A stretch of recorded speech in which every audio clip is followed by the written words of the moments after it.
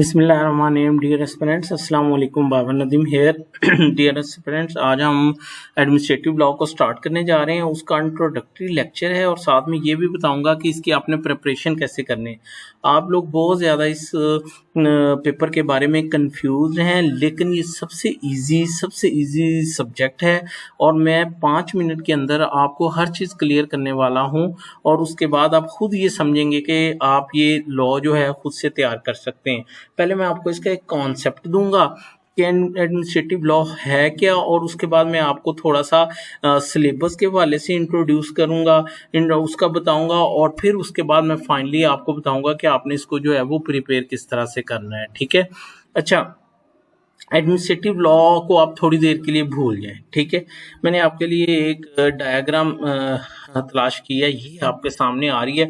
Hope कि आपको जो है ये नज़र आ रहा है। ये कह रहा है कि स्टेट ऑफ पाकिस्तान है, उसका वो बता रहा है कि गवर्नमेंट ऑफ पाकिस्तान है, उसकी स्ट्रक्चर क्या है। जो स्टेट ऑफ पाकिस्तान है उसके 3 हिस्से हैं, एक जुडिशरी है, एक लेजिस्लेचर जिसे पार्लियामेंट कहते हैं, एक एग्जीक्यूटिव कहते हैं। मुझे नहीं बताना है कि ज़रूरत के पार्लियामेंट ने लॉ बनाने होते हैं, मुझे नहीं बताने की ज़रूरत कि जुडिशरी ने उन लॉज को जो है वो इंटरप्रेट किया होता है। अच्छा, एक चीज़ है एग्जीक्यूटिव। ठीक है, अच्छा, एग्जीक्यूटिव क्या है, ये मेरी एक बात सुन लीजिए। गवर्नमेंट जो होती है वो बजाते खुद कुछ नहीं होती।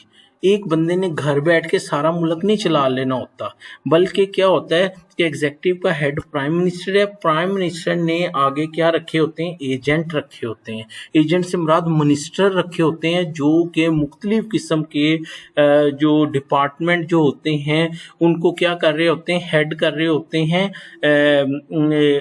फेडरल लेवल के ऊपर भी और प्रोविंशियल लेवल के ऊपर भी। तो मैंने क्या बताया आपको कि जो गवर्नमेंट है बजाते खुद वो कुछ नहीं कर सकती। फिजिकली जो प्रैक्टिकली जो लॉ को इम्प्लीमेंट करना होता है वो under the supervision of the prime minister, जो मिनिस्टर्स जो होते हैं उन्होंने करना होता है। मतलब अब अगर मैं आपसे बात करूं कि इस वक्त फेडरल में कौन कौन से मिनिस्टर हैं, तो ये मैंने विकिपीडिया पे जो है वो जो है वो मैंने लिस्ट निकाली है। ये देखें, ये दो प्रोविंशियल के आ रहे हैं ना, यहाँ पे ये आ गया, ministry of climate change, ministry of commercial commerce, ministry of communication, ministry of defence, इसमें हमारी वो जो आर्मी होगी वो आ गई।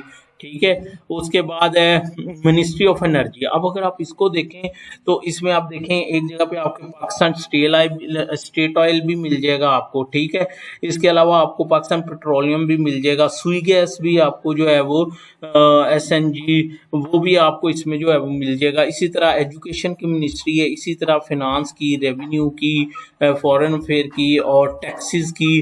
ठीक है, ये टैक्स वगैरह भी सारे का सारे जो है वो इसके अंदर जो है वो आ जाएगा। ठीक है, अच्छा, कहने का ये चाहता हूँ कि जितने भी मुल्क के मामलात हैं उनको क्या किया गया है कि उनको अंडर द मिनिस्ट्रीज जो है उनको जो है वो रखा गया है। ठीक है, अच्छा, यहाँ तक तो मैंने आपको बता दिया, लेकिन एक चीज़ मैं आपको बताना भूल गया, वो ये है कि क्या ये जो मिनिस्टर काम कर रहे हैं या आगे जो डिपार्टमेंट्स बन गए हैं, डिपार्टमेंट्स बन गए हैं मुल्क के अंदर, और वो मिनिस्ट्रियाँ चल रही हैं, उनके नीचे हेड फिर चल रहा है, क्या वो खुद ब खुद चल रहे हैं? Not at all.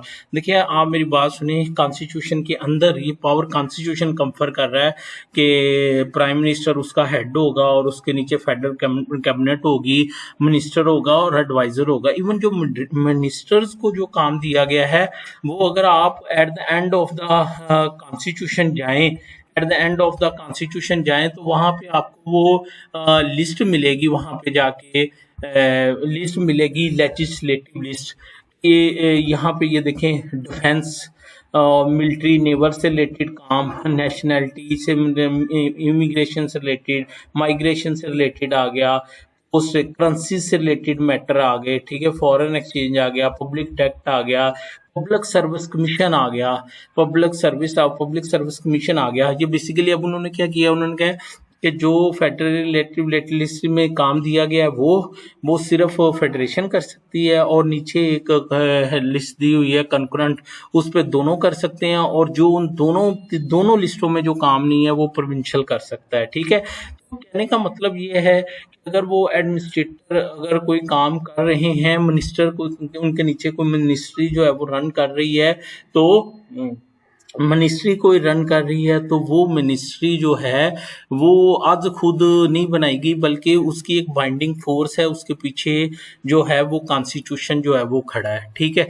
अच्छा, अब अगली बात करते हैं। अच्छा, एक मिनिस्ट्री मैंने आपको जो है ना वो दिखानी, क्योंकि मैंने आपको वो पढ़ के बताना है उसका, तो उसकी एग्जांपल देके मैंने आपको कंट्रोल, ये है जी ministry of control and narcotics. Control and narcotics, narcotics की जो है ना, नार ये है ministry of control and narcotics control. ठीक है।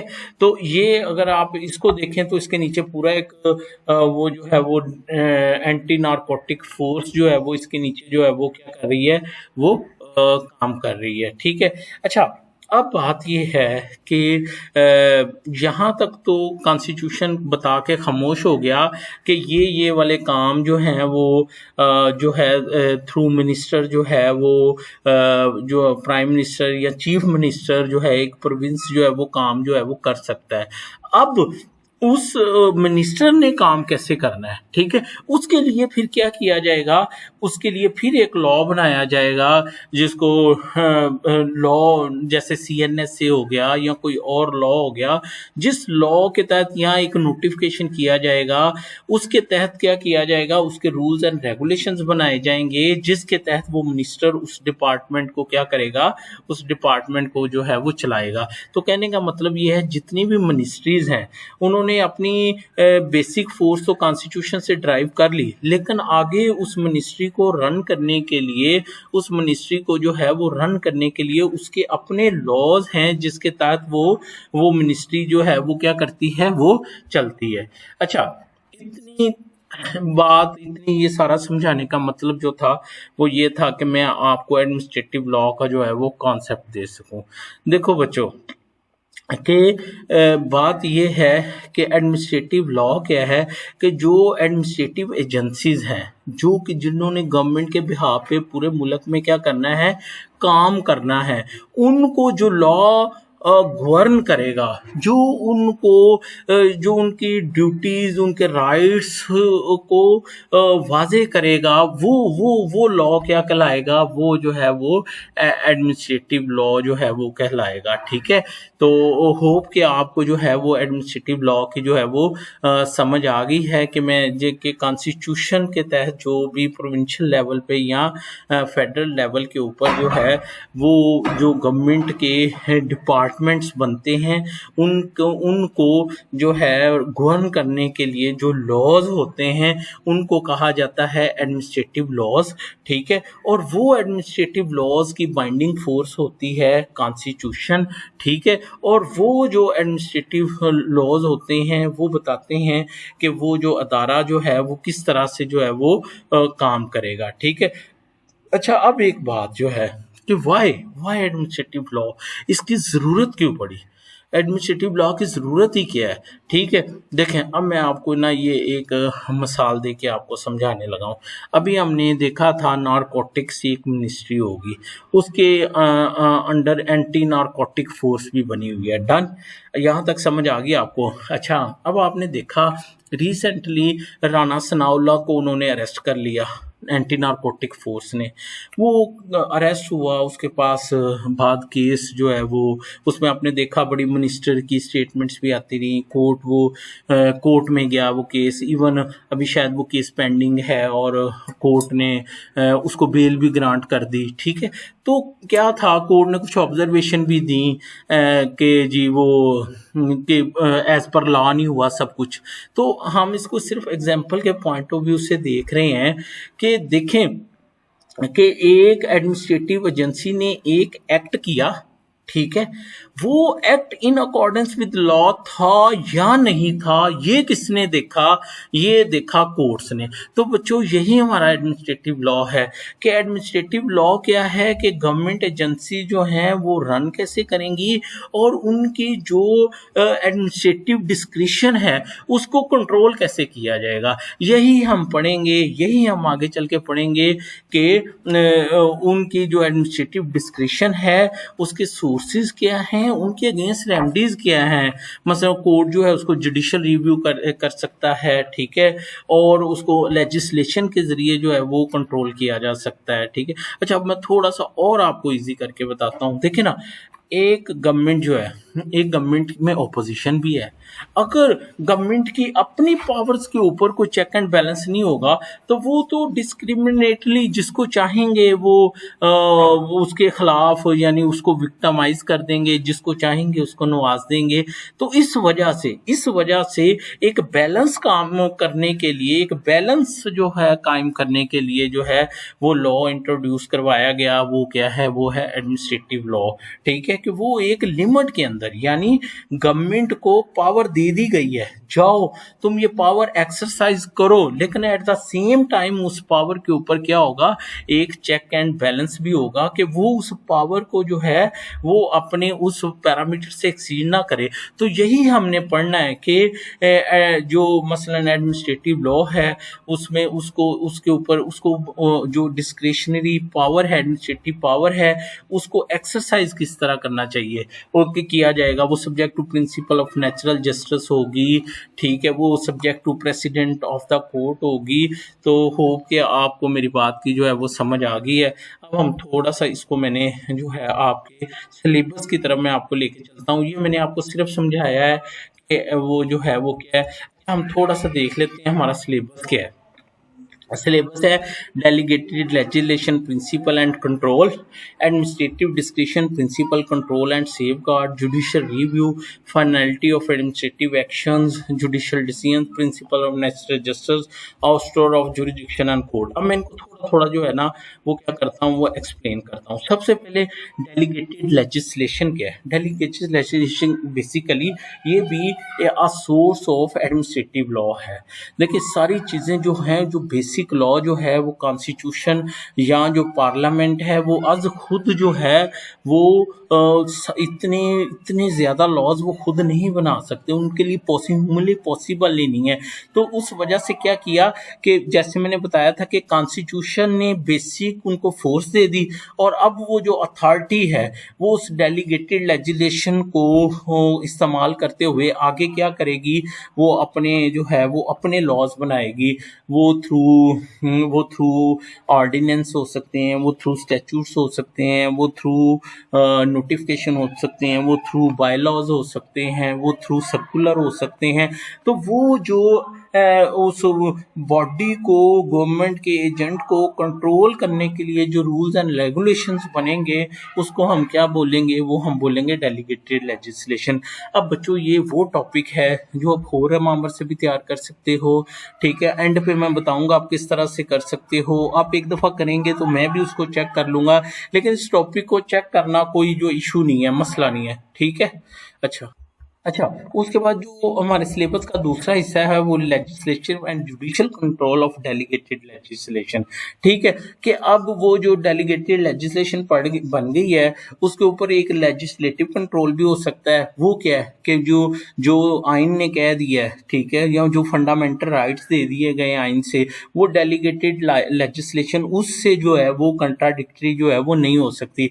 फिर जुडिशियल कंट्रोल क्या है कि कोर्ट्स, कॉन्स्टिट्यूशनल कोर्ट्स बनी हुई हैं, दूसरी कोर्ट्स हैं जो उसको इंटरप्रेट करने के लिए जो है वो तैयार है। मसलन एक हम देखेंगे जुडिशियल रिव्यू, ठीक है, कि कोर्ट किसी भी मैटर का जो है वो जुडिशियल रिव्यू ले सकता है, कर सकता है, अगर वो अगेंस्ट दी फंडामेंटल राइट्स जो है वो है, ठीक है। तो उसको भी हम लोग जो है वो आगे चल के देखेंगे। तो डेलीगेटेड लेजिस्लेशन और फिर उसके ऊपर जो कंट्रोल है उसके बारे में हम लोग जो है आगे चल के पढ़ेंगे, ठीक है। उसके बाद जो है वो जो थर्ड है वो principle of exercising administrative discretion, ठीक है, कि अब जो वो लॉ भी बन गया, उसके ऊपर वो पावर भी डेलीगेट कर दी गई। अब उसने उस पावर को क्या करना है, एक्सरसाइज करना है।